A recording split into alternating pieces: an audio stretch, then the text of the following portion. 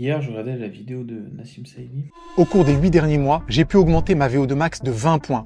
Elle est passée de 45 en avril 2025 à 65 en décembre 2025. Ça fait une augmentation de près de 50% en quelques mois. Et quand j'ai vu la vidéo, j'étais vraiment choqué parce que je me suis dit, mais comment c'est possible de gagner 20 points de VO2 max en seulement quelques mois?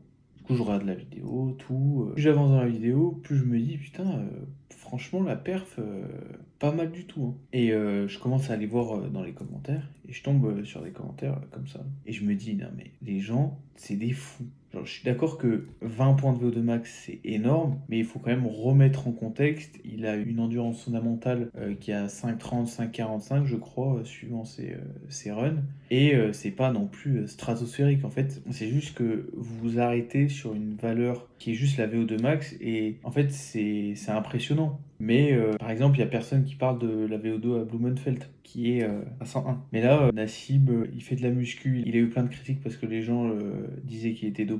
Bon, maintenant, les gens ils disent que c'est pas possible, il est encore dopé. Mais en fait, les gens, ils essaient toujours de trouver des trucs à dire sur le progrès des gens. Donc c'est pour ça, en fait, même quand vous réussissez quelque chose, même quand vous faites quelque chose d'exceptionnel, les gens, ils vous critiqueront.